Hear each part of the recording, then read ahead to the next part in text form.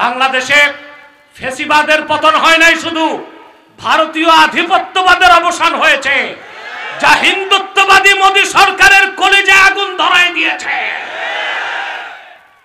কোনোভাবে যদি পরাজিত পতিত শক্তি কোমর সোজা করতে পারে, তা দাড়িওয়ালা টুপিওয়ালা আপনাদের কল্লা কিন্তু থাকবে না দেহের উপর। অতএব ঐক্যবদ্ধ থাকুন, বাংলাদেশকে আধিপত্যবাদ থেকে মুক্ত রাখতে, আবার যেন ফ্যাসিবাদ ফিরে না আসে। আলেম ওলামার নেতৃত্বে গোটা জাতিকে এক প্ল্যাটফর্মে চলে আসতে হবে, দেরি করা যাবে না, এখনই। যাক, প্রথমবার দিনে মাহফিল আল্লাহ তাআলা সুপার সাকসেস করে দিয়েছে, অভ্যাস হয়ে গেছে। মাদারীপুরবাসী দেখলো দিনও মাহফিল হয়, আলহামদুলিল্লাহ বলেন। আমাদের সকল দলের একটাই দাবি, অনতিবিলম্বে স্বাধীন বাংলায় শয়তান কাদিয়ানীদেরকে রাষ্ট্রীয়ভাবে অমুসলিম ঘোষণা করতেই হবে, করতেই হবে, করতেই হবে। এই দাবি আদায়ে যদি জান ও মাল দেবার ডাক আসে, কারা কারা প্রস্তুত আছেন হাত তুলুন। আপনারা যারা দাঁড়িয়ে আছেন, আমি জানি না আপনাদের মধ্যে কে কে খান বাহাদুর আহসানুল্লাহ নাতিপুতি। বসার তো চেয়ার নাই, অন্তত আজকে মাটিতেই বসতে হবে। প্যান্ডেলের ডান পাশটা ফাঁকা জায়গা পূর্ণ করে বসুন, আমাদের প্যান্ডেলটা ভরে গেলে পরিবেশ অনেক সুন্দর দেখা যাবে ইনশাআল্লাহ। তিলাওয়াতের মাধ্যমে আমি মূল আলোচনায় প্রবেশ করছি। আমার সঙ্গে আপনারাও তিলাওয়াত করুন, যেন প্রতিটি অক্ষরে নূর আল্লাহ তাআলা আমাদের সিনায় বিকশিত করে দেন। বলেন আল্লাহুম্মা আমিন। আউযু বিল্লাহি মিনাশ শাইতানির রাজীম। বিসমিল্লাহির রাহমানির রাহিম। قد أفلح من تزكى وذكر اسم ربه فصلى بل تؤثرون الحياة الدنيا والآخرة خير وأبقى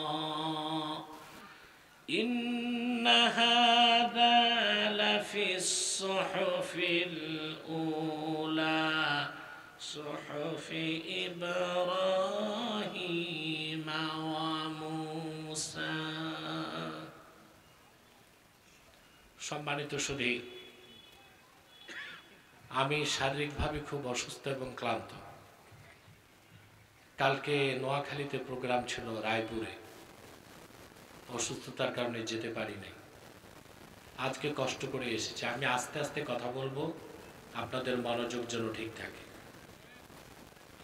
আল্লাহ তাআলা বলেন, কদ আফলাহা মান তাযাক্কা, নিশ্চিত সফলতা লাভ করেছে সেই যে তার হৃদয়কে পবিত্র করল। ওয়া যাকারা ইসমা রাব্বিহ, এবং রবের নামে জিকির করল। ফাসাল্লা, আর নামাজ পড়ল। এই তিনটি কাজ যে করলো, আল্লাহ সার্টিফাইড করেছেন যে আল্লাহ সে বান্দা সফল হয়ে গেল। বলেন সুবহানাল্লাহ। আপনারা সফলতা চান? সবাই, প্রত্যেকটা মানুষ সফলতা চায়। কৃষিজীবী কৃষিকাজে সফলতা চায়, চায় না? কত জলদি বাম্পার ফলন হবে।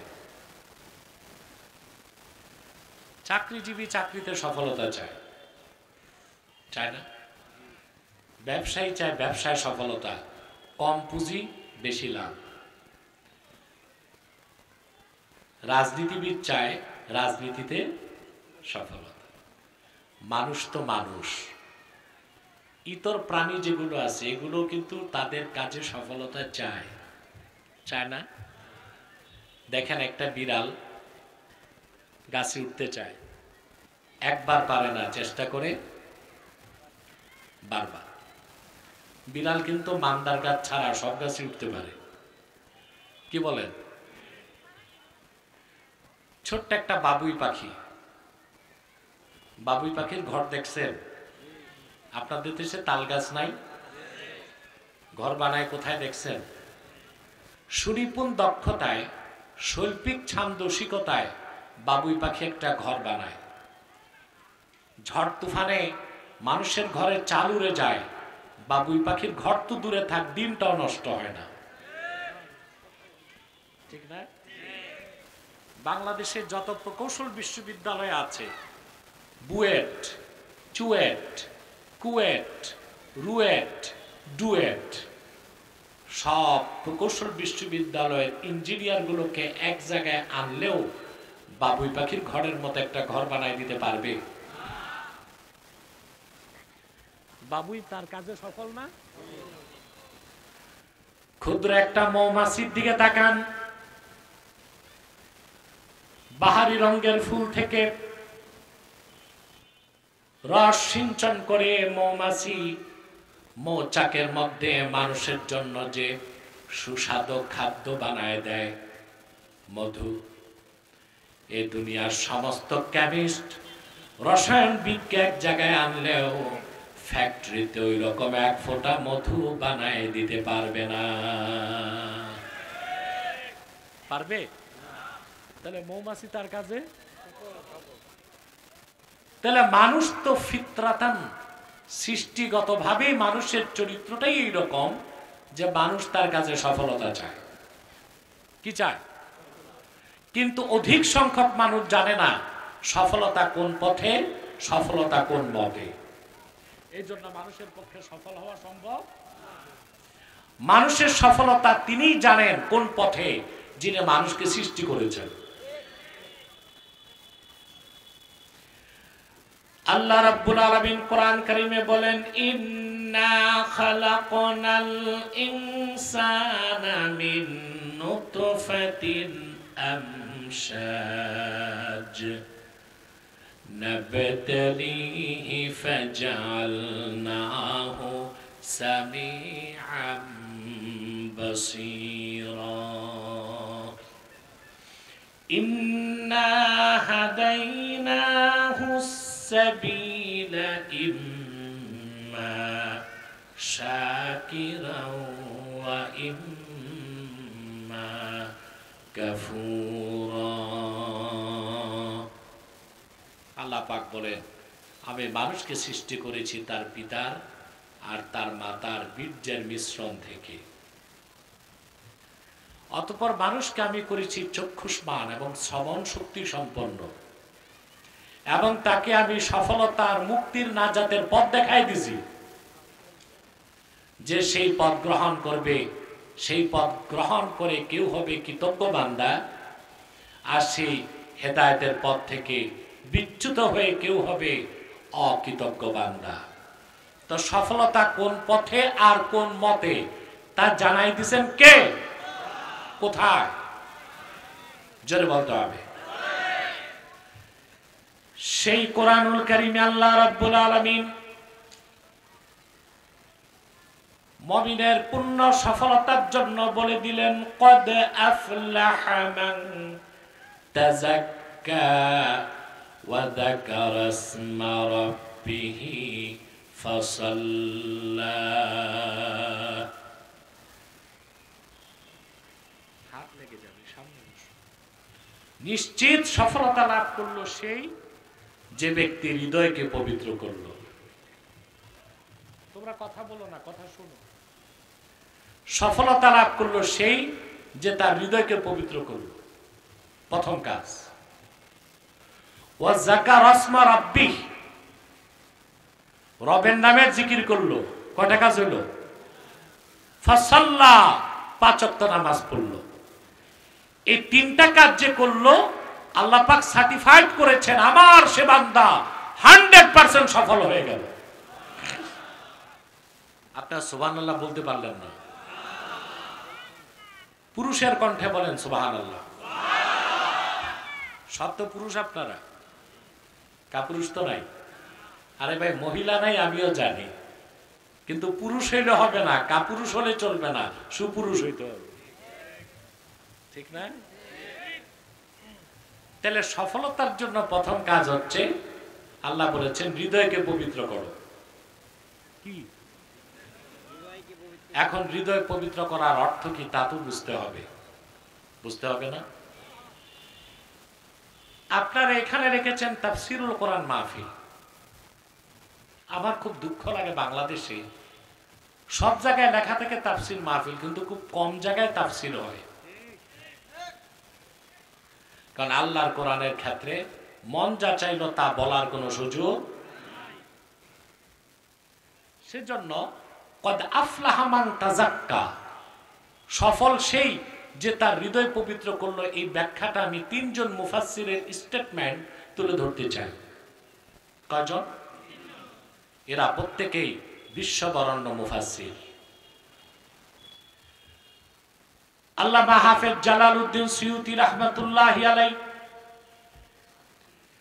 এই আয়াতের ব্যাখ্যায় লিখেন, কদ আফলাহা মান তাযাক্কা আয় তাহহারা কলবাহু বিল ঈমান, নিশ্চিত সফলতা লাভ করলো সেই যে তার হৃদয়কে ঈমানের নূর দিয়া পবিত্র করলো। বলেন সুবহানাল্লাহ।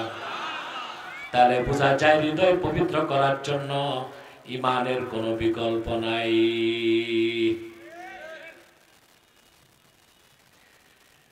বিশ্ববরেণ্য আরেকজন মুফাসসির আল্লামা হাফেজ ইমাদউদ্দিন ইবনে কাসির রাহমাতুল্লাহি আলাইহি, নাম শুনছেন? তাফসীরুল কোরআনিল আযীমের মধ্যে তিনি এই আয়াতের ব্যাখ্যা করতে যে লিখেন, কদ আফলাহা মান তাযাক্কা আয় মান তাহহারা কলবাহু মিনাশ শিরকি ওয়াল কুফরি ওয়াদ দানাস, সফলতা লাভ করলো সেই যে তার হৃদয়কে পবিত্র করলো শিরক থেকে, কুফর থেকে, বাতিল আকীদা থেকে। বলেন সুবহানাল্লাহ। কয়জনে শুনলেন? আরেকজনের তো বলছি। বিশ্ববরেণ্য মুফাসসির ইমাম ফখরুদ্দীন রাজি তাফসীর মাফাতিহুল গায়বের মধ্যে এই আয়াতের ব্যাখ্যা করতে যে লিখেন, ইন্না মারাতিবা আমালিল মুকাল্লাফি সালাসা, আল্লাহর বান্দার আমলের তিনটা স্তর। তার প্রথমটা হচ্ছে ইজালাতু আকাইদিল ফাসিদাতি মিনাল কলব, হৃদয় থেকে সমস্ত প্রকার শিরক, কুফর, বাতিল আকীদা ধুয়ে মুছে পরিষ্কার করে ঈমানের পোশাক দিয়ে অন্তরকে সাজানোটাই ঈমান পবিত্র, হৃদয়কে পবিত্র করা। বলেন সুবহানাল্লাহ। তিনজন বিশ্ববরেণ্য মুফাসসিরের ব্যাখ্যা একই রকম। আরে কথা বলেন, একই রকম। তার মানে যখন বান্দা ঈমান আনবে তার হৃদয় পবিত্র হবে, ঈমান যখন থাকবে না তার হৃদয় অপবিত্র। হৃদয় পাক, ব্যক্তি পাক। হৃদয় পবিত্র, ব্যক্তি পবিত্র। হৃদয় না পাক, ব্যক্তি না পাক। এটা বুঝতে পারছেন? হৃদয় যার পবিত্র সে নিজে পবিত্র, হৃদয় যার অপবিত্র সে নিজে অপবিত্র। আরে ভাই, হৃদয় যে কলব, এটাই তো আসল। দেহের মধ্যে ভাইটাল অর্গান কি? কলব। আল্লাহর হাবিব সাল্লাল্লাহু আলাইহি ওয়াসাল্লামের হাদিস সহিহ বুখারী কিতাবুল ঈমানের মধ্যে আছে। আল্লাহর হাবিব ইরশাদ করেছেন, আলা ওয়া ইন্না ফিল জাসাদি মুদগাহ ইযা সালাহাত সালাহাল জাসাদু কুল্লুহু ওয়া ইযা ফাসাদাত ফাসাদাল জাসাদু কুল্লুহু আলা ওয়া হিয়াল কলব। সাবধান, জেনে রেখো, মানুষের দেহের মধ্যে একটি গোশতের টুকরা আছে। ওই গোশতের টুকরাটা ভালো হলে মানুষটা ভালো হয়ে যায়, ওই গোশতের টুকরাটা বরবাদ হলে মানুষটা বরবাদ হয়ে যায়। সাবধান, জেনে রেখো, সেই গোশতের টুকরার নাম হচ্ছে কলব, হার্ট। হৃদয়, দিল, মন, হৃৎপিণ্ড, কোনটা বুঝছো? একটা জিনিসেরই ভিন্ন ভিন্ন ভাষায় ভিন্ন ভিন্ন নাম। রাসূল করিম সাল্লাল্লাহু আলাইহি সাল্লামের এই হাদিসের সামনে ১৫০০ বছর পরে আধুনিক চিকিৎসা বিজ্ঞান মস্তক নত করে দিয়েছে। সুবহানাল্লাহ বলবেন না? ২০২০ সাল পর্যন্ত মেডিকেল সায়েন্সের সর্বাধুনিক মত ছিল মানুষের দেহের মধ্যে ভাইটাল অর্গান হচ্ছে ব্রেন। দেহের মূল কি? ২০২৪ সালে বিজ্ঞানের সর্বাধুনিক গবেষণা বলতেছে যে না, ব্রেন থেকেও বেশি দরকার দেহের জন্য হার্ট। কারণ কোন ব্যক্তির যদি মাস্টার স্ট্রোক হয়, ব্রেন স্ট্রোক, যদি মাস্টার স্ট্রোক হয়ে তার নিউরন কোষ, মগজের সেলগুলো যদি সব ড্যামেজ হয়ে যায় 96%, তারপরও ওই লোকটাকে লাইফ সাপোর্ট দিয়ে বাঁচিয়ে রাখা যায়। কিন্তু কোন ব্যক্তির যদি সিআরবি, কার্ডিয়াক অ্যারেস্ট হয়, হার্ট অ্যাটাক, আর মাত্র 4 মিনিট তার হার্ট বন্ধ থাকে, এই পৃথিবীতে তাকে বাঁচিয়ে রাখার কোনো ট্রিটমেন্ট নাই। তা আসল কি মাথা না কল? রাসূল করিম সাল্লাল্লাহু আলাইহি সাল্লাম যে কথাটা বলেছেন ১৫০০ বছর আগে, বিজ্ঞান তা স্বীকার করেছে ১৫০০ বছর। সুবহানাল্লাহ বলবেন? সেই জন্য হৃদয় ঠিক, দেহ ঠিক। হৃদয় পাক, ব্যক্তি পাক। হৃদয় না পাক, ব্যক্তি না পাক। আমি বলে থাকি, human body as like a state, heart is the capital of this state. মানুষের দেহটা যদি একটা রাষ্ট্রের মতো হয়, কিসের মতো? তাহলে হার্ট হচ্ছে ওই রাষ্ট্রের রাজধানীর মতো। ঠিকটা ঠিক মতো কইলা না? মানুষের দেহটা যদি হয় কিসের মতো, তাহলে হৃৎপিণ্ড কি? আপনারা জানেন মডার্ন ওয়ার পলিসি বলে, আধুনিক যুদ্ধনীতি বলে, রাজধানী যাদের দখলে থাকে দেশ তাদের দখলে থাকে। বাংলাদেশের রাজনীতিতে তার প্রমাণ পেয়েছেন। 16 বছর ফেসিবাদের বিরুদ্ধে আন্দোলন করেছেন, দেশ দখল করতে পারেন নাই। ওলামায়ে কেরাম রক্ত দিয়েছে, ছাত্র জনতা রাজধানী দখল করেছে, গোটা দেশ এই দেশের মুসলমানের হাতে চলে এসেছে। প্রমাণ পাইছেন? কিন্তু যতদিন রাজধানী দখল করতে পারেন নাই, দেশও দখল করতে। একই অবস্থা দেখেন সিরিয়াতে। বাশার আল আসাদ 11টা বছর জুলুম করছে। কত বছর? সে ছিল শিয়া, তাকে মুসলিম বলার কোনো সুযোগ নাই। শিয়াদের মধ্যে সবচেয়ে নিকৃষ্ট যে দল নুসাইরিয়া, নুসাইরিয়া এই ফেরকার লোক। সে হ্যাঁ বেছে বেছে 5 লক্ষ মানুষকে হত্যা করছে। গোটা সিরিয়াতে একজন সুন্নি আলেমান নাই, সব হত্যা করছে। 1,50,00,000 মানুষ বাস্তুহারা হয়েছে। আল্লাহ তাআলা মুসলমানদের কল্যাণে একজন যুবককে দাঁড় করায় দিলেন, ইমাম জুলানি। মাত্র 60টা বন্দুক নিয়ে জিহাদের ময়দানে নামছে। বাশার আল আসাদের কি নাই? ট্যাঙ্ক আছে, কামান আছে, মিসাইল আছে, অত্যাধুনিক আকাশ প্রতিরক্ষা ব্যবস্থা আছে। সুপার পাওয়ার রাশিয়া ছিল তার সাথে, ইরান ছিল তার সাথে, লেবাননের হিজবুল্লাহ তার সাথে ছিল, ইয়ামানের হুতি তার সাথে ছিল। কিন্তু মাত্র 60টা বন্দুক নিয়ে সুন্নি মুসলমানদের নেতা জোলানি নামলো। তারপর তার অস্ত্রের আর অভাব হয় নাই। সে ট্যাঙ্ক পেল, কামান পেল, সব পেল। 12 দিনের মাথায় দামেস্ক দখল করলো। আপনাদের ফেসিবাদী লেডি ভাগছে ৪৫ মিনিটে, আর বাশার আল আসাদ পালিয়েছে মাত্র ১৫ মিনিটে। রাজধানী যান, শয়তান এটা ভালো করে জানে। সেজন্য শয়তান মানুষের নাক কান দখল করে না, মাথা দখল করে না। দখল করে কি?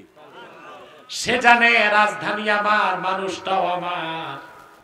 মিশকাত শরীফের হাদিস, আল্লাহর হাবিব ইরশাদ করেছেন, আশ-শায়তানু জাসিমুন আলা কলবি বানি আদম ইযা যাকারা ফাখানাসা ওয়া ইযা গাফালা ফাওয়াসওয়াসা। শয়তান মানুষের দিলের মধ্যে আসন গেড়ে বসে থাকে। মুমিন বান্দা যখন আল্লাহর জিকির করে শয়তান পালিয়ে যায়। যখন মুমিন বান্দা আল্লাহর জিকির থেকে গাফেল হয়, শয়তান ওয়াসওয়াসা শুরু করে। তাহলে মানুষের দেহের মূল কি? হার্ট। সুবহানাল্লাহ বলবেন। এই অন্তরে যখন ঈমান আসবে, অন্তর পবিত্র। মানুষটাও জোরে বলতে হবে, এই অন্তরে যখন ঈমান থাকবে না, অন্তরটা অপবিত্র, মানুষটাও।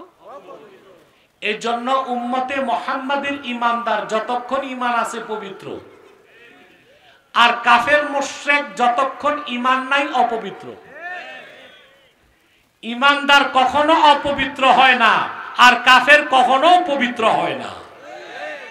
এটা বুঝছেন কথা? জি না, এত সহজ না। ঈমানদার কখনো অপবিত্র হয় না যতক্ষণ ঈমান আছে, আর কাফের মুশরিক কখনো পবিত্র হয় না যতক্ষণ ঈমান না আনবে। এটা আমার কথা না, এটাও বুখারী শরীফের হাদিস। বলবো, আমি একটা জিনিস বুঝছি না, মানুষ বাম দিকে লম্বা হইতেছে কেন? এদিকে রোদ, তাহলে প্যান্ডেলটা আরেকটু লম্বা করলে ভালো হইতো, ঠিক না? আসলে যুবকরা তো সন্দেহে পড়ে গেছে, দিনের লোকজন হয় কিনা, আবার মাইক টাইর খায় কিনা। আসলে মানুষ তো আসে আল্লাহর কোরআনের মহব্বতে, ভালোবাসা। দিন আর রাত এগুলো দেখে না মানুষ, বরং কিছু মানুষ এখন রাতে আসতে চায় না, দিনেই আসে, ঠিক না? এবার ভাইরা, আপনারা যারা দাঁড়িয়ে আছেন ডান পাশে আসেন, ডান পাশটায় বসেন।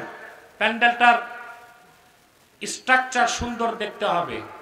আস্তে আস্তে এসে ডান পাশে বসতে থাকুন। শীতকাল, একটু রোদ লাগলেই সমস্যা কি? সম্মানিত সুধী, কথা শুনতেছেন? মুমিন কখনো নাপাক হয়, এটা আমার কথা না, এটা বুখারী শরীফের হাদিস। আল্লাহর হাবিব ইরশাদ করেছেন, সুবহানাল্লাহ, ইন্নাল মুমিনা লা ইয়ানজুসু হাইয়ান ওয়ালা মাইয়িতা। সবটুকুন পবিত্রতা আল্লাহর। আমার উম্মতের ঈমানদার কখনো নাপাক হয় না, জীবিত থাকলেও সে পবিত্র, মৃত্যুর পরও সে পবিত্র। বলেন সুবহানাল্লাহ। সহজ কথা এটা। রাসূলুল্লাহর উম্মত যদি ঈমানদার হয়, জীবিত থাকলেও পবিত্র, মৃত্যুর পরও পবিত্র। আর যে কাফের বা মুশরিক, ওটা জীবিত থাকলেও অপবিত্র, মৃত্যুর পরেও অপবিত্র। কারণ মুমিনের ঈমান আছে, কাফেরের ঈমান নাই। মুমিনের অন্তরে ঈমান আছে, হৃদয় পবিত্র, মুমিন পবিত্র। কাফেরের অন্তরে কুফর আছে, শিরক আছে, হৃদয় অপবিত্র, মানুষটাও অপবিত্র। কাফের মুশরিক ৭০ বার লাখ সাবান দিয়া পদ্মা নদীতে গোসল করলেও পবিত্র হবে না। কথা বুঝতে পারছেন? এখন আপনাদেরকে একটা মাসালা বলতে হয়, বলবো? একটু লজ্জাও লাগতেছে, কিন্তু মাসালার ক্ষেত্রে লজ্জা করলে উপায় আছে। আপনারা বিয়ে শাদী করলে স্ত্রীর সাথে ফিজিক্যাল রিলেশন করেন না? তারপর গোসল ফরজ হয় না? তা আপনারা মনে করেন স্ত্রীর কাছে গেছেন, নাপাক হয়ে গেছেন, এই জন্য গোসল ফরজ হয়েছে, তাই মনে করেন না? কথা বলেন। আবার আমাদের দেশে বক্তারাও ভুল ওয়াজ করে, বলে আপনি যখন বিবির কাছে যাবেন বীর্যপাত ঘটবে, নাপাক হয়ে গেলে গোসল ফরজ হবে, গোসল করবেন। আরে ভাই, মুসলমান আবার নাপাক হয় কেমনে? এত ভুল কথা। গোসল ফরজ হওয়ার মানে এই না আপনি নাপাক হয়েছেন। যেভাবেই বীর্যপাত ঘটুক, স্বপ্নও যদি নাইট পলিউশন হয়, স্বপ্ন দোষ, বীর্যপাত যেভাবেই ঘটুক, গোসল ফরজ না? গোসল ফরজ হওয়া এক জিনিস, নাপাক হওয়া আরেক জিনিস। শরীয়তে যার উপর গোসল ফরজ হয় তাকে বলা হয় জুনুব। কি বলা হয়? জুনুব। জুনুব কাকে বলে? ফাআম্মাল জুনুব ফাহুয়াল্লাযী ওয়াজাবা আলাইহি গুসলুল জানাবা। যার উপর জানাবাতের গোসল ওয়াজিব হয়েছে তাকে বলা হয় কি? জুনুব। তাহলে অবশ্যই আজ থেকে মনে রাখবেন, আপনারা স্ত্রীর কাছে গেলে নাপাক হন না, জুনুব হন, মানে আপনাদের উপর গোসল ফরজ হয়। আরেকটা মাসালা বলি, শীতকালে কথা বলে, শীতকাল তো আপনাদের কষ্ট হয়, তো এই জন্য বলছি। মাঘ মাস, কনকনে শীত, আপনি স্ত্রীর কাছে গেছেন, ফিজিক্যাল রিলেশন হয়েছে, গোসল ফরজ হয়েছে না? রাত 12টায় মাঘ মাসে পুকুরে যাইয়া গোসল করার দরকার নাই, চুপচাপ ঘুমায় থাকেন, আপনার উপর গোসল ফরজ কখন? ইজা দাখালা ওয়াক্তুল ফাজরি, ফজরের টাইম যখন হবে তখন গোসল। এর আগে ওটা দরকার হইলেও করলেন, কিন্তু ঘুমাই থাকেন, পুকুরে যে গোসল রাত 12টায় করলে ভয় তো আর 7 দিন বিবির কাছেই যাবেন। কথা বুঝতেছেন? তাহলে গোসল কখন ফরজ হবে? যখন ফজরের টাইম প্রবেশ করবে। আর যদি কোনো কারণে আপনি তাহাজ্জুদ পড়তে চান, কোরআন তেলাওয়াত করতে চান, ইবাদত করতে চান, তখন আবার ফরজ হবে। আমি বুঝাতে চাইলাম ইসলামের বিধানগুলো খুব সুন্দর, যৌক্তিক, সহজ। সুবহানাল্লাহ। কথা বুঝতে পেরেছেন? আমরা না বুঝে অনেক সময় মাত্রাতিরিক্ত কষ্ট করে থাকি। কথা বুঝতে পারছেন? যদি আপনি ঘুমায় যেতে চান, আপনি আযায়ে মাগলুজা, অঙ্গ প্রত্যঙ্গগুলো ধৌত করে চুপচাপ শুয়ে থাকবেন। ফজরের টাইম যখন হবে আপনি গোসল ফরজ, গোসল করে মসজিদে যাবেন। হ্যাঁ, এর আগে যদি তাহাজ্জুদ পড়তে চান, কোরআন শরীফ ধরতে চান, তখন আবার গোসল ফরজ। তাহলে আমি কি বুঝাতে পারলাম? মুসলমান কখনো নাপাক হয় না, আর কাফের কখনো পাক। তাহলে হৃদয় পবিত্র হয় কিভাবে? ঈমান আনলেই হৃদয় পবিত্র হয়। সেজন্য আল্লাহ তাআলা বলেছেন, কদ আফলাহা মান তাযাক্কা, নিশ্চয়ই সফলতা লাভ করেছে সেই যে তার হৃদয়কে পবিত্র করলো। বলেন সুবহানাল্লাহ। সেজন্য মাদারীপুরবাসী বলে যাই, জীবনে আর যাই করুন, শিরকের গুনাহ করবেন না, কুফরের গুনাহ করবেন না। জেনে বুঝি কেউ যদি জীবনে একটা শিরকে আকবার কিংবা একটা কুফর করে, কুফর বাওয়াহা, লোকটা কাফের হয়ে যাবে, মুশরিক হয়ে যাবে, তার হৃদয় নাপাক হয়ে যাবে, নামাজ রোজা কোনো কাজে আসবে না, তার হাসর হবে কাফের পরিচয়ে, তার গন্তব্য হবে জাহান্নাম। অপরদিকে কারো যদি হৃদয়ে ঈমান থাকে, যতই গুনাহ থাক আমল নামায় শিরক আর কুফর যদি না থাকে,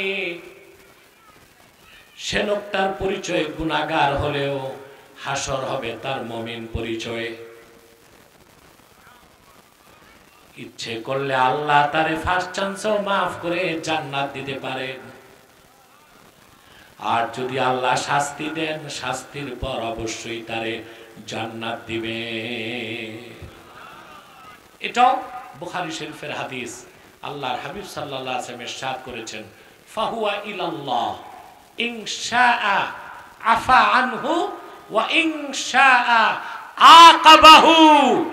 আমার উম্মতের কোন ঈমানদার যত বড় গুনাহগার হোক, যদি তার আমলনামায় শিরক কুফর না থাকে, ঈমান নিয়ে হাসরে এসে উঠে, আল্লাহ তার এই বিনা তওবায় মাফ করে দিতে পারেন। আবার শাস্তিও দিতে পারেন, কিন্তু শাস্তি দিলেও আল্লাহ তাকে জান্নাত দিবেন। সুবহানাল্লাহ। কিন্তু যার আমলনামায় শিরক থাকবে, কুফর থাকবে, তার পরিচয় কি? কাফের বা মুশরিক। তার অন্তর নাপাক, সে নিজেও নাপাক, তার জন্য জান্নাত হারাম, সে কোনোদিন বেহেশতে প্রবেশ করতে। তাহলে শিরক কুফর করবেন না, এটি আজকের মূল শিক্ষা। মনে থাকবে ইনশাআল্লাহ। শিরকের গুনাহ, কুফরের গুনাহ তওবা করে ঈমান আনার আগ পর্যন্ত আল্লাহ কখনো মাফ করবেন না। রাসূল করিম সাল্লাল্লাহু আলাইহি সাল্লামের একজন সাহাবী ছিলেন ওয়াহশী। কি নাম? নাম শুনছেন না? এই ওয়াহশী হচ্ছেন সেই লোক যে কিনা উহুদ যুদ্ধে আল্লাহর হাবিব সাল্লাল্লাহু আলাইহি সাল্লামের আপন চাচা আমির হামজাকে শহীদ করেছিল। ইবনু হিশাম তার সিরাতে লেখেন, ওয়াহশী নিজেই বলেছেন মুসলমান হওয়ার পরে, যে আমি উহুদ যুদ্ধে গিয়েছিলাম যুদ্ধ করতে না, ভাড়াটে খুনি হিসেবে, শুধু রাসূলুল্লাহর চাচা আমির হামজাকে হত্যা করতে।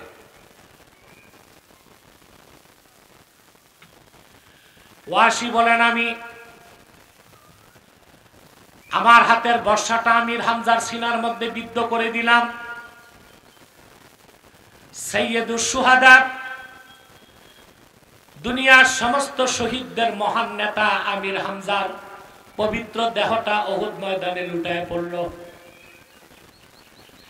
আবু জাহেলের স্ত্রী, হিংস্র নারী, নষ্টা ভ্রষ্টা হেন্দা আমিরে হামজার সিনা মোবারকটা বিদীর্ণ করে কাঁচা কলিজা বের করে চর্বণ করেছে। আমিরে হামজার নাক কান কেটে মালা পরিধান করে উল্লাস করেছে। উহুদ যুদ্ধে আল্লাহর হাবিবের দাঁত মোবারক শহীদ হয়েছিল, রাসূলুল্লাহ এত বেশি ব্যথা পান নাই। উহুদ ময়দানে আপন চাচা আমির হামজার শাহাদাতের দৃশ্য দেখে আল্লাহর রাসূল যত বেশি ব্যথা পেয়েছিলেন। মক্কা বিজয় হয়ে গেল, দলে দলে লোক মুসলমান হতে লাগলো। ওয়াহশী বলেন, আমি পালায় যেতে লাগলাম। লোকেরা আমারে বলল, ওয়াহশী আইনা তুরিদু, কোথায় পালায় যাও? ওয়াহশী বলেন, আমি বললাম আজকে সবাই ক্ষমা পেতে পারে, আমি ওয়াহশীর কোনো ক্ষমা নাই। আমি আল্লাহর হাবিবের চাচাকে নির্মমভাবে শহীদ করেছিলাম। মক্কার লোকেরা বলল, রে ওয়াহশী, একটিবার রাহমাতুল লিল আলামিনের কদমে চলে যাও, মুহূর্তের মধ্যেই তোমার মতো অপরাধীরে তিনি ক্ষমা করে দিতে পারে।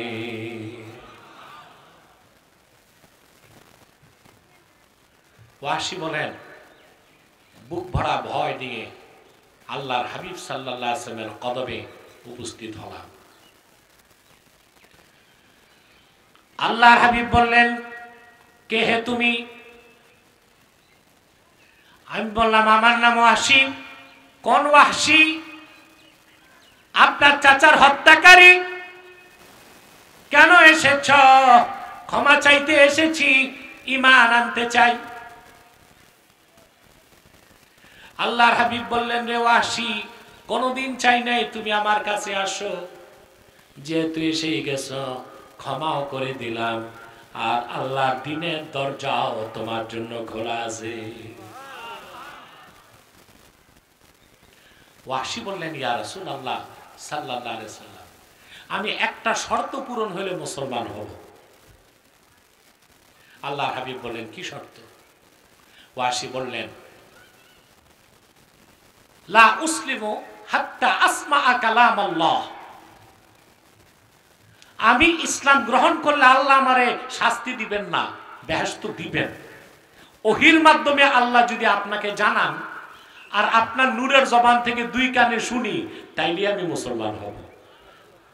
আহারে মুসলমান, বুঝো না কথা, বড় শ্বাস নিয়া বলো সুবহানাল্লাহ।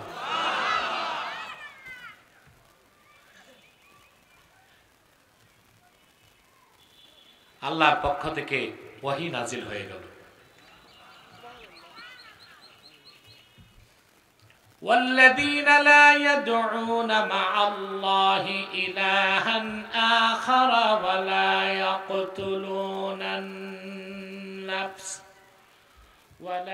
يقتلون النفس التي حرم الله إلا بالحق ولا يزنون ومن يفعل ذلك يلقى أثاما আল্লাহর পক্ষ থেকে ওহী নাজিল হয়ে গেল।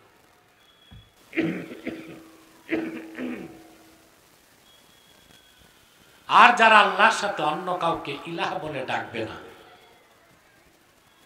অন্যায়ভাবে মানুষ হত্যা করবে না, জেনা করবে না, আল্লাহ তাদেরকে বিশেষ বিবেচনায় ক্ষমা করে দিবেন। আর এই অপরাধগুলো যে করবে আল্লাহ তাকে কঠিনভাবে পাকড়াও করবেন।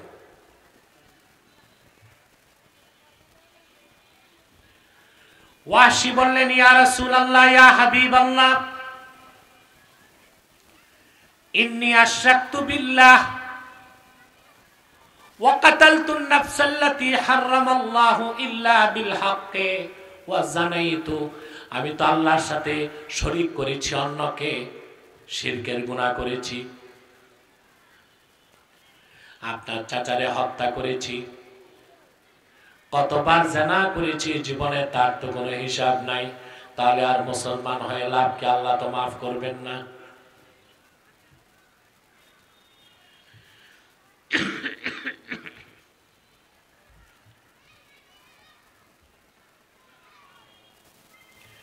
আবার ওহী নাজিল হয়ে গেল।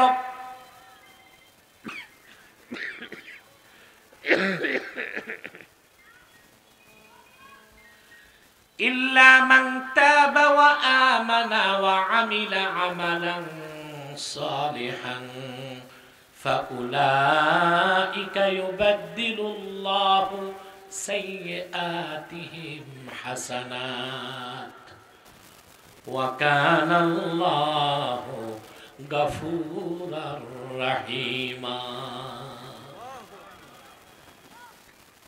আল্লাহ ঘোষণা করলেন, তবে কাফের হোক, মুশরিক হোক, কুফর করুক, শিরক করুক, তাদের মধ্যে যারা তওবা করবে, ঈমান আনবে, হৃদয়কে পবিত্র করবে, নেক আমল করবে, আল্লাহ তাদের সকলের গুনাহগুলোকে নেক দিয়ে বদল করে দিবেন।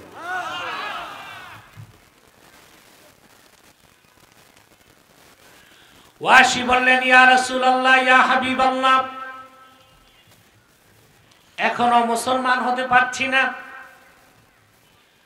আল্লাহর হাবিব বললেন, কেন?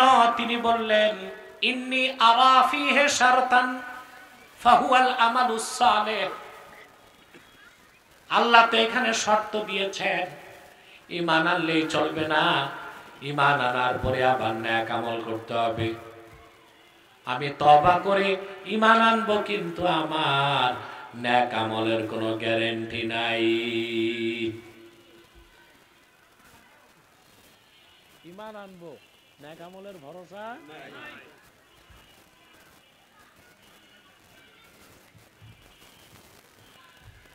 আবার কোরআনের আয়াত নাজিল হয়ে গেল,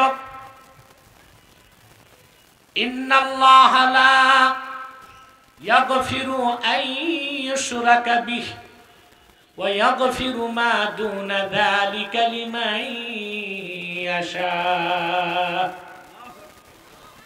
নিশ্চয় আল্লাহ রাব্বুল আলামিন শিরকের গুনাহ, কুফরের গুনাহ কখনো মাফ করবেন না। এছাড়া বান্দাদের মধ্যে যাকে চান তারে আল্লাহ ক্ষমা করে জান্নাত দিয়ে দিবে।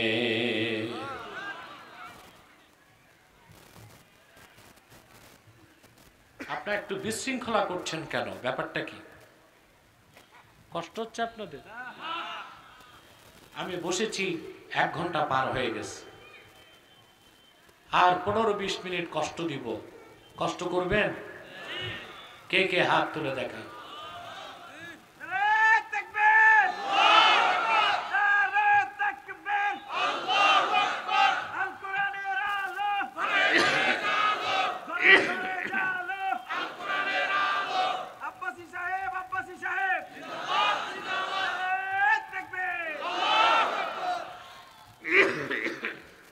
সম্মানিত সুধী, কথা খেয়াল করতেছেন না?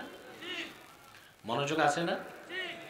আল্লাহ ঘোষণা করলেন আল্লাহ তাআলা শিরকের গুনাহ মাফ করবেন না, কুফরের গুনাহ মাফ করবেন না, এছাড়া বান্দাদের মধ্যে যাকে চান তারে আল্লাহ মাফ করে দিবেন।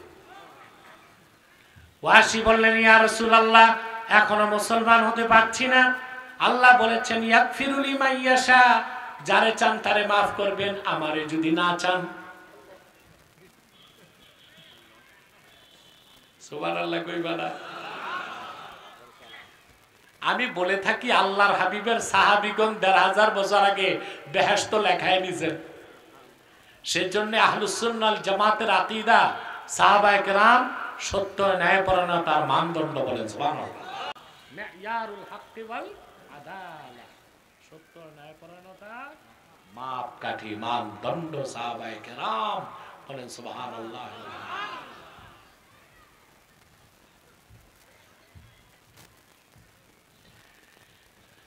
এবার আল্লাহর পক্ষ থেকে চলে আসলো চূড়ান্ত ক্ষমা। কুল ইয়া ইবাদিয়াল্লাযীনা আসরাফু আলা আনফুসিহিম লা তাকনাতু মির রাহমাতিল্লাহ ইন্নাল্লাহা ইয়াগফিরুদ যুনুবা জামিআ ইন্নাহু হুয়াল গফুরুর রহিম। হাবিব মুহাম্মদ সাল্লাল্লাহু আলাইহি ওয়াসাল্লাম, আপনি ডেকে বলুন, হে আমার বান্দারা, তোমরা যারা জুলুম করেছো নিজেদের উপর, লা তাকনাতু মির রাহমাতিল্লাহ, আল্লাহর রহমত থেকে নিরাশ হও না। যদি ঈমান ঠিক থাকে আল্লাহ তোমাদের জীবনের সব গুনাহ মাফ করে দিবেন। আল্লাহ হলেন গফুরুর রহিম। ওয়াসি বললেন, হাতি ইয়াদাক উবাইউকা ইয়া রাসূলুল্লাহ, আয় আল্লাহর রাসূল, আর দেরি করতে চাই না, আপনার নূরের হাতটা বাড়ায় দেন। এখনই আমি কালেমা পড়ে দিন গ্রহণ করে মুসলমান হয়ে যাব। কি শিখলেন 1 ঘন্টার আলোচনা থেকে? হৃদয় পবিত্র করতে হবে। ঈমান আনলেই হৃদয় পবিত্র, শিরক কুফর করলে হৃদয় অপবিত্র। হৃদয় পবিত্র মানুষ পবিত্র, হৃদয় অপবিত্র মানুষ অপবিত্র। এই জন্য আল্লাহ তাআলা বলেছেন, কদ আফলাহা মান তাযাক্কা, নিশ্চিত সফলতা লাভ করলো সেই যে তার হৃদয়কে পবিত্র করলো। বলেন সুবহানাল্লাহ। এতটুকু বুঝলেন? এখন আসেন, ভালো করে বুঝলে উত্তর দিবেন। আপনারা তো হুজুগে বাঙালি না, না বুঝে বাঙালি। আগে বুঝবেন আমার প্রশ্ন, তারপর উত্তর দিবেন।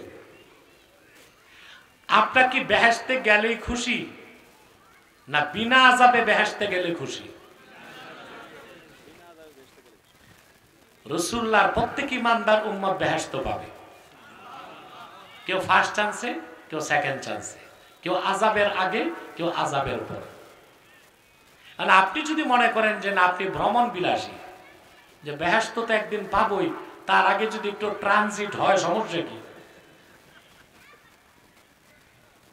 যার নামটাও ঘুরে ফিরে দেখে নিলাম, আবু জাহেল আবু লাহাবের কি অবস্থা, এরকম শখ আছে নাকি?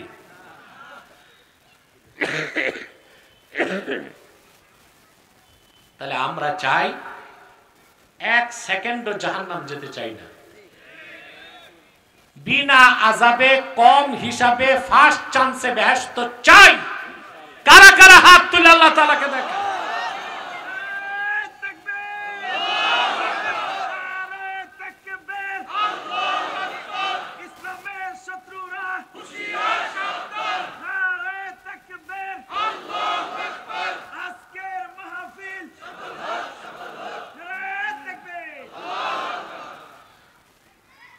তাহলে আমাদের সফলতা আংশিক হলে হবে না, পূর্ণাঙ্গ সফলতা চাই।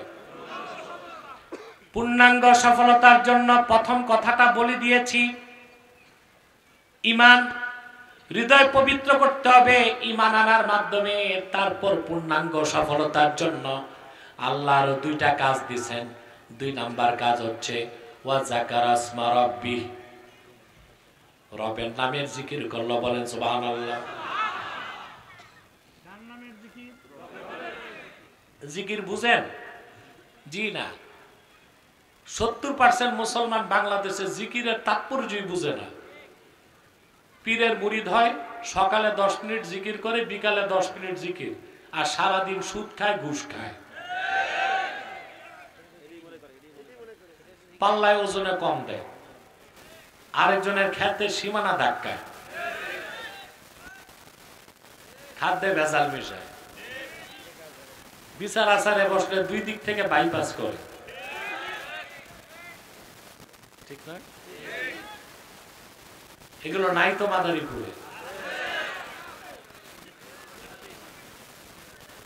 দুর্নীতি আমাদের রন্ধ্রে রন্ধ্রে পৌঁছে গেছে। মাতবরের কাছে রোজার দিন বিচার চাইতে গেলে বলে এখন না, রোজা রাখছে, রাতে আসে, দিনে খাইতে পারবে না, রোজা রাখছে। তারাবির পর বসে বিচার করে, ঘুষ খায়। বেটা, দিনে তুমি ঘুষ খাইলে ফেরেশতা লেখতা, রাতে লেখবে না। সাবধান মুসলমান, আপনি জিকিরও করবেন, সুদ ঘুষ খাবেন, এই জিকির অর্থবহ হবে। ওয়া যাকারা ইসমা রাব্বিহি এর ব্যাখ্যা কি? আমি শুরুতে কয়জন মুফাসসিরের ব্যাখ্যা শোনাইছি।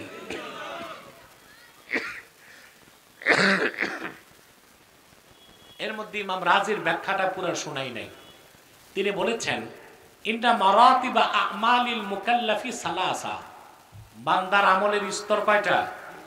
প্রথম, ইজালাতু আকাইদিল ফাসিদাতি মিনাল কলবে, হৃদয় থেকে শিরক কুফর দূর করা। 2 নাম্বার, ইস্তিহদারু মারিফাতিল্লাহি আযজা ওয়া জাল্লা ফিল কলবে, ঈমান আনার পর সর্বাবস্থায় অন্তরে আমার আল্লাহর মারিফতের ইলম থাকতে হবে, আর আল্লাহর জিকির জাগ্রত রাখতে হবে। 3 নাম্বার, ওয়াল মুদাওয়ামাতু ফি খিদমাতিল্লাহ, আল্লাহর গোলামিতে নিয়োজিত থাকতে হবে, সেটা হচ্ছে 5 ওয়াক্ত নামাজ। 3টা কথাকে আল্লাহ একসাথে বলছেন, কদ আফলাহা মান তাযাক্কা ওয়া যাকারা ইসমা রাব্বিহ ফাসাল্লা। বলেন সুবহানাল্লাহ। তা জিকিরের অর্থ কি? সর্বাবস্থায় আল্লাহ স্মরণ অন্তরে জাগ্রত রাখতে হবে। সর্বাবস্থায় অন্তরে আল্লাহর জিকির থাকলে ওই লোকটা সুদ খাবে, ঘুষ খাবে, চুরি করবে, রাষ্ট্রের সম্পদ পাচার করবে? আজকে বাংলাদেশের মূল ক্রাইসিস কি? আপনাকে যদি প্রশ্ন করা হয়, what is the principal crisis of Bangladesh, বাংলাদেশের মূল সমস্যা কি? জবাব একটাই, corruption, only corruption, only corruption, শুধুই দুর্নীতি। ঠিক না? বর্তমান সরকার কোনো সহযোগিতা পাচ্ছে না। সরকারকে অসহযোগিতা করছে প্রশাসনের কর্মকর্তারা। পাবলিক সার্ভিস কমিশন, জনপ্রশাসনে পিএসসিতে যারা আছে, যারা আগে নিয়োগ পেয়েছে, এখন যারা আছে, বুঝলেন, আমলারা, আমলা এই আমলা অনেক বড় একটা সার্কেল, সচিব, উপসচিব, ডিসিএসপি, ইউএনও, টিএনও সব আমলার মধ্যে পড়ে, বুঝলেন। এই প্রশাসনিক সহযোগিতা সরকার পাচ্ছে না। এর জন্য আমার মনে আশঙ্কা আসে, যদি এইবার বাংলাদেশ ব্যর্থ হয়, তাহলে কালো কল্লা আর দেহে থাকবে না। এই জন্য আপনাদের সজাগ থাকতে হবে। সবচেয়ে বেশি নির্যাতিত হবে বাংলাদেশের আলেম সমাজ, এটা মানেন? কারণ বাংলাদেশে ফ্যাসিবাদের পতন হয় নাই, শুধু ভারতীয় আধিপত্যবাদের অবসান হয়েছে, যা হিন্দুত্ববাদী মোদী সরকারের কলিজে আগুন ধরায় দিয়েছে। কোনোভাবে যদি পরাজিত পতিত শক্তি কোমর সোজা করতে পারে, তা দাড়িওয়ালা, টুপিওয়ালা আপনাদের কল্লা কিন্তু থাকবে না দেহের উপর। অতএব ঐক্যবদ্ধ থাকুন, বাংলাদেশকে আধিপত্যবাদ থেকে মুক্ত রাখতে, আবার যেন ফ্যাসিবাদ ফিরে না আসে। আলেম ওলামার নেতৃত্বে গোটা জাতিকে এক প্ল্যাটফর্মে চলে আসতে হবে, দেরি করা যাবে না, এখনই। ঠিক কিনা? আলেমরাই হচ্ছে বাংলাদেশের যোগ্য অভিভাবক, আলেমরাই হচ্ছে বাংলাদেশের সদা জাগ্রত অতন্দ্র প্রহরী। আগেও তারা রক্ত দিয়েছে, ভবিষ্যতেও রক্ত দিবে। আবার যারা ক্ষমতায় আসবে তারাও যদি কোরআন সুন্নাহ বিরোধী কোনো কাজ করে, এখন যারা ক্ষমতায় আছে তারাও যদি কোরআন সুন্নাহ বিরোধী কোনো পলিসি অ্যাপ্লাই করে, ওলামায়ে কেরাম আবার রাজপথে নামবে।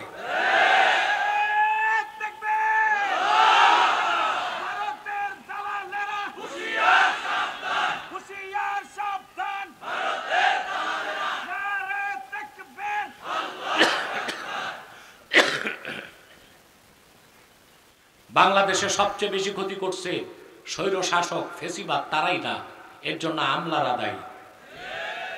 আমলারা দুর্নীতি করছে, যারাই ক্ষমতায় ছিল আমলাদেরকে কিছু বলে নাই, কারণ আমলারা তাদেরকে ক্ষমতায় থাকার সুযোগ দিছে, আর ক্ষমতাসীনরা আমলাদেরকে ঘুষ খাওয়ার সুযোগ দিছে।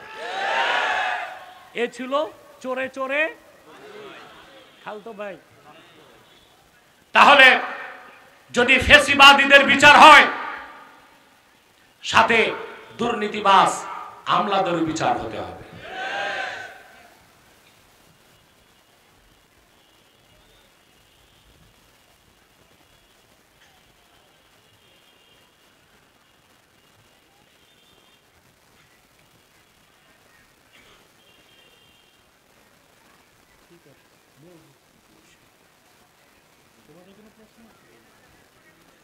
দোয়া করবো, দোয়া করবো, হাত লেগে যাবে, তোমার সামনে কত বাজে এটা আমি দেখবো, আপনারা না।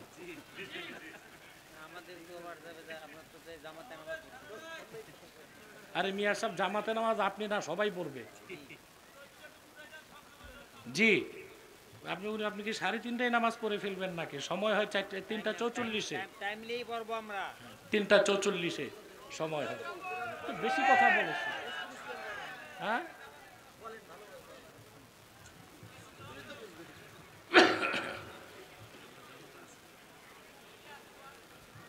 আসরের টাইম হয় 3:44-এ, 4টায় আজান, বহু সময় আছে।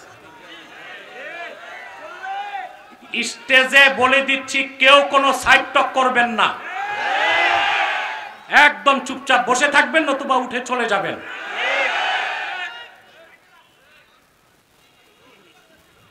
সম্মানিত সুধী, কথা খেয়াল করতেছেন? বাংলাদেশে এখন সবচেয়ে বড় সমস্যা দুর্নীতি। আগে যারা লুটে পুটে খাইছে, প্রায় 2 লক্ষ কোটি টাকা পাচার করে গেছে, 6 লক্ষ কোটি টাকা ঋণ রেখে গেছে। আপনাদের মাথা পিছু প্রত্যেক নাগরিকের মাথায় ঋণ আছে এখন 1,07,000 টাকা। কত? এই ঋণ কবে শোধ করবেন? এখন বলা হচ্ছে পাচারকৃত টাকা নাকি ফেরত আসবে। জি না, আপনারা ডায়েরিতে আব্বাসীর কথা লিখে রাখেন, 1 টাকাও ফেরত আনতে পারবে না।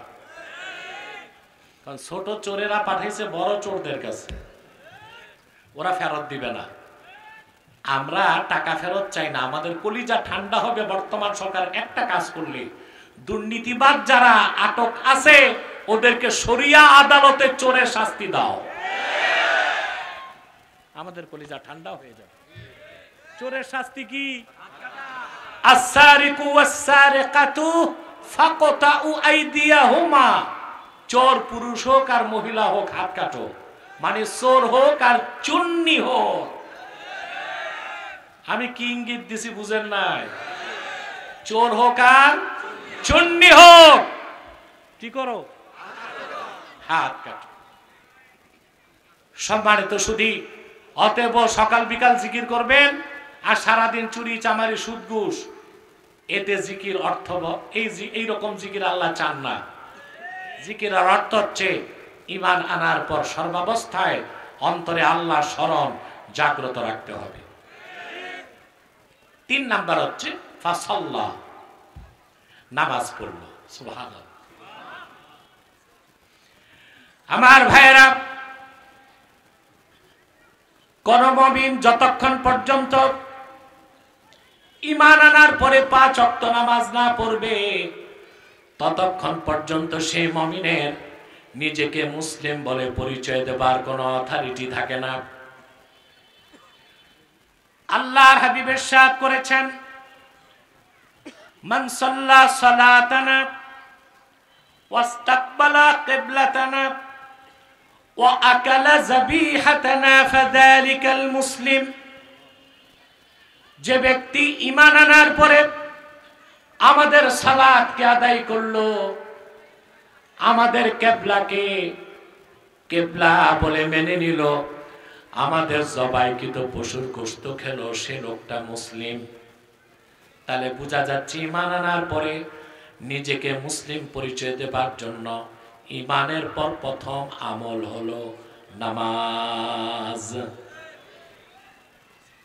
যে নামাজ পড়ে না তাকে আমরা কাফের বলি না, বলি?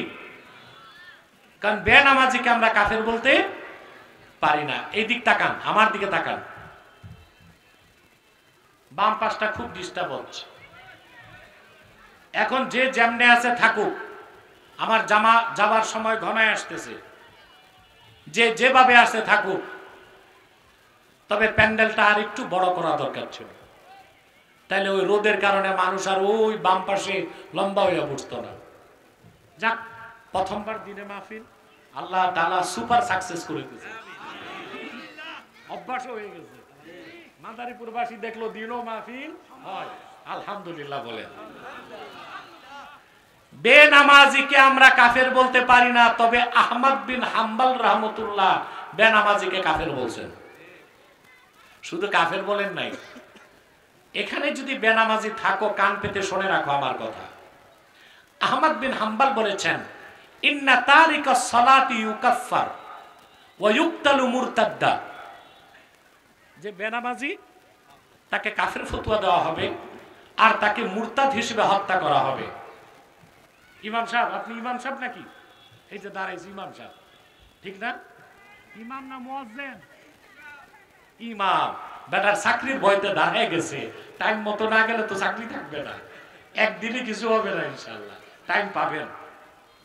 সম্মানিত সুধী, তো বলছিলাম আহমদ বিন হাম্বল বলেছেন বেনামাজিকে কাফের বলা যাবে না, বেনামাজিকে কাফের ফতোয়া দেওয়া হবে, মুরতাদ হিসেবে মৃত্যুদণ্ড দিতে হবে। বেনামাজির মৃত্যুর পরে তার জানাজাও নাই, গোসলও নাই, কাফনও নাই। এটা কার ফতোয়া? শাফি আর মালিক বলেছেন, ইন্না তারিকা সলাতি লা ইউকাফফার ওয়ালাকিন ইউকতালু হাদ্দা। বেনামাজিকে কাফের বলা যাবে না, কিন্তু মৃত্যুদণ্ড দিতে হবে হদ হিসেবে, অর্থাৎ মুসলিম হিসেবেই মৃত্যুদণ্ড দিতে হবে। বেনামাজিকে মৃত্যুদণ্ড দেওয়ার পর তার দাফনও হবে, কাফনও হবে, জানাজাও। তাহলে মহান 3 ইমামের মতে বেনামাজি শাস্তি কি? শুধু ইমাম আজম আবু হানিফা বলেছেন, ইন্না তারিকা সলাতি লা ইউকাফফার ওয়া লা ইউকতাল ওয়ালাকিন ইউহবাসু ওয়া ইউদরাবু হাত্তা ইউসাল্লিয়া। বেনামাজিকে কাফের বলা যাবে না, মৃত্যুদণ্ড দেওয়া যাবে না, তাকে অ্যারেস্ট করতে হবে, প্রতিদিন একটু একটু প্রহার করতে হবে যতক্ষণ নামাজ শুরু না করে। তাহলে বেনামাজি শাস্তি কি? হালকা পাতলা দেওয়া। বড়ই দুঃখ বাঙালি, সেই বেনামাজিকেই তোমরা মসজিদ কমিটিতে সভাপতি দাও, সেক্রেটারি বানাও, মেম্বার বানাও, চেয়ারম্যান বানাও। তোমার দেশের অধিকাংশ পার্লামেন্ট মেম্বার বেনামাজি, কারো তো ইমানই নাই, বাকিগুলো মুনাফিকি করে। কিভাবে তোমরা বাংলাদেশ ইসলামী রাষ্ট্র কায়েম করবে? আরে বাবা, ইসলামী রাষ্ট্র কায়েমের আগে ইসলামী সমাজ বানাও। রাষ্ট্রবিজ্ঞানীগণ বলেছেন, society is great than state, রাষ্ট্র থেকে সমাজ বড়। বাঙালি তোমরা শপথ নিয়ে নাও, কোন বেনামাজিকে পার্লামেন্ট মেম্বার হিসেবে নির্বাচিত করবে না।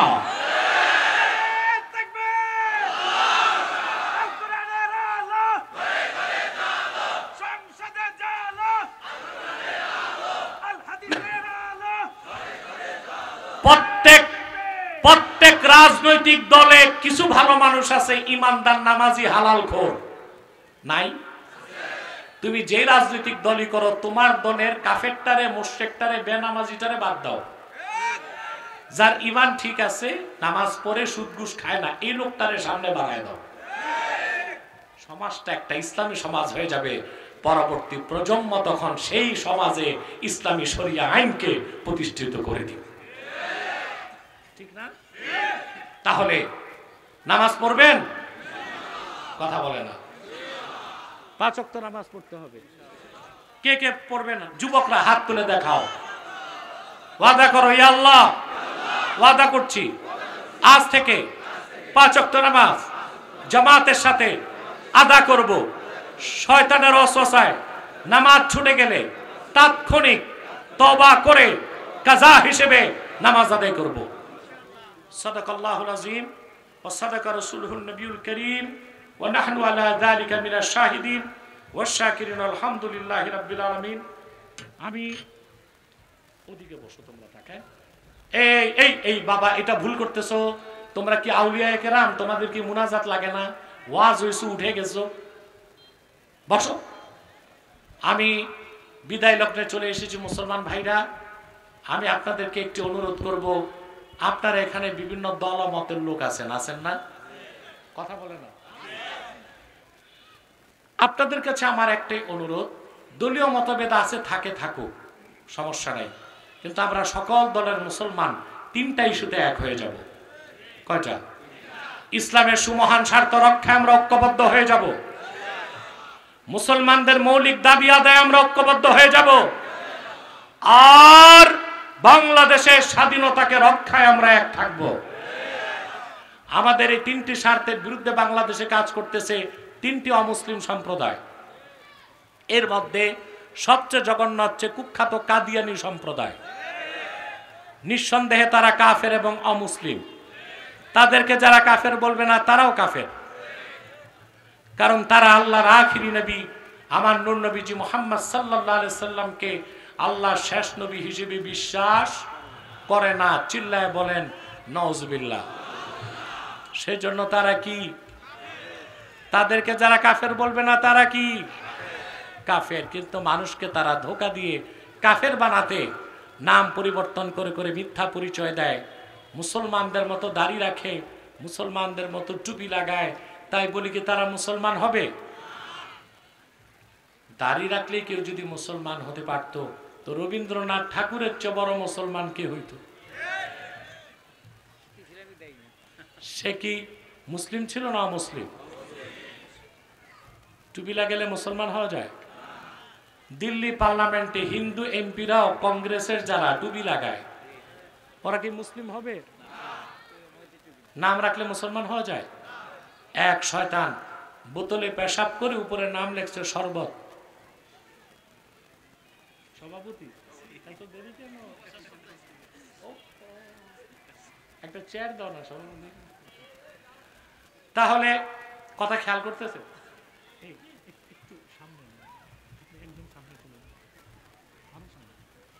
মানুষ দেখবে আপনাকে, আরো সামনে।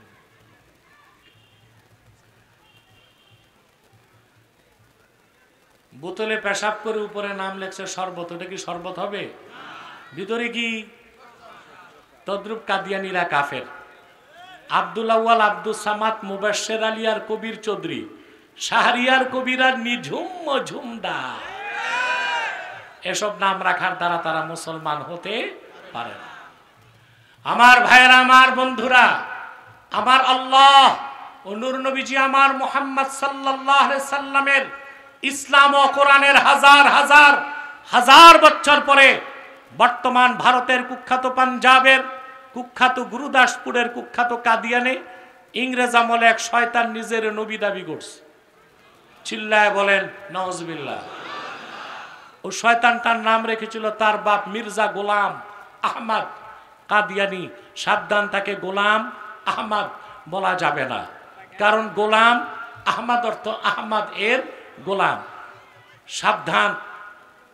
আর কাদিয়ানের কাযযাব ছিল শেষ দরজার কুখ্যাত কাফের। সে গোলাম আহমদ এর গোলাম ছিল না, সে ছিল কুখ্যাত শয়তানের কুখ্যাত গোলাম।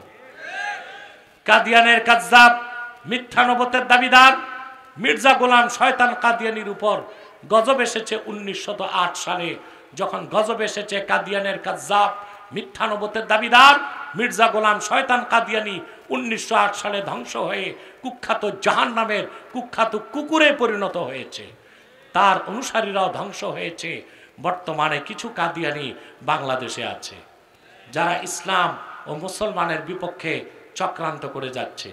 তাদেরকে নির্মূল করার জন্যে সকল দলের মুসলমানকে ঐক্যবদ্ধ হইতে হবে। তারা ইতিমধ্যে বাংলাদেশে 100 আস্তানা করে ফেলেছে। কত? নিজেদের উপাসনালয়কে মসজিদ বলে।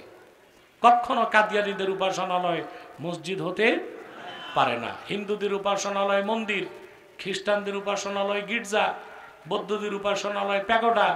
কাদিয়ানীরা তো তাদের চেয়ে বড় কাফের, তাদের উপাসনালয় মসজিদ হতে পারে না। ওইটা হচ্ছে শয়তানি আস্তানা ছাড়া আর কিছুই নয়।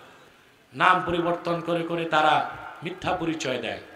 কখনো নিজেদের পরিচয় দেয় আহমদি জামাত, কখনো বলে আহমদিয়া জামাত, কখনো বলে আহমদি সম্প্রদায়, কখনো বলে আহমদিয়া সম্প্রদায়, কখনো বলে আহমদি মুসলিম জামাত, কখনো বলে আহমদিয়া মুসলিম জামাত। সাবধান, যত কাদিয়ানি ছিল আছে থাকবে, তারা কেউ আহমদি জামাত নয়, আহমদিয়া জামাত নয়, আহমদি সম্প্রদায় নয়, আহমদিয়া সম্প্রদায় নয়, আহমদি মুসলিম জামাত নয়, আহমদিয়া মুসলিম জামাত নয়। তারা শয়তানি জামাত, কুখ্যাত জাহান্নামের কুখ্যাত কুকুরের দল। আমাদের সকল দলের একটাই দাবি, অনতিবিলম্বে স্বাধীন বাংলায় শয়তান কাদিয়ানীদেরকে রাষ্ট্রীয়ভাবে অমুসলিম ঘোষণা করতেই হবে, করতেই হবে, করতেই হবে।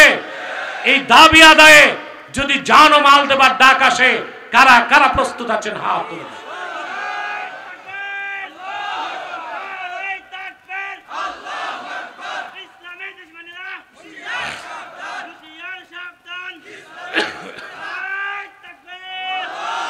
সম্মানিত সুধী, কাদিয়ানীদেরকে অর্থনৈতিক সহযোগিতা করবেন না।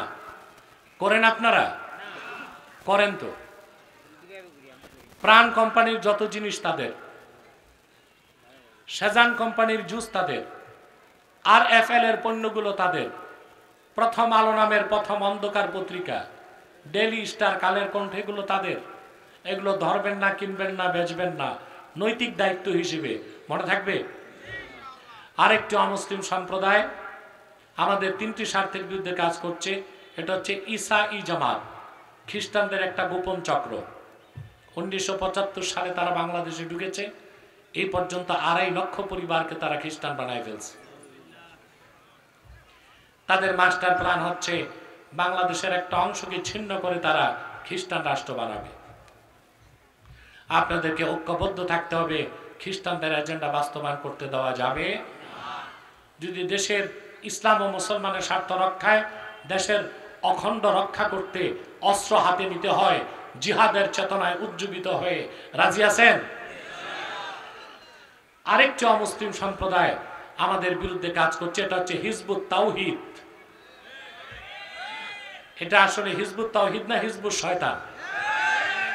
এদের মূল কাজ হচ্ছে আলেম ওলামা থেকে জনগণকে সরায় দেওয়া। এরা এটাই প্রচার করে যে যত আলেম আছে বাংলাদেশে আর পীর আছে সব ধর্ম ব্যবসায়ী। আপনি মনে রাখবেন, ব্যক্তিগত কোনো আলেমকে আপনি গালিগালাজ করলে আপনার ঈমান নষ্ট হবে না, কিন্তু সকল আলেমকে যদি আপনি গালি দেন আপনি বেঈমান হয়ে যাবেন। পরিষ্কার রাদ্দুল মুখতার ফাতাওয়া শামিতে এসেছে, ইহানাতুল উলামা ই কুফরুন, আলেমদের ইহানত করা কুফর। তে হিজবুত তাওহীদ ইহুদিদের এজেন্ডা বাস্তবায়ন করছে। তারা চাচ্ছে জাতি থেকে, আলেমদের থেকে জাতিকে সরাই দিতে। আপনারা জানেন যে বকরির পালের রাখাল নাই, ওই বকরি যায় বাঘের পেটে।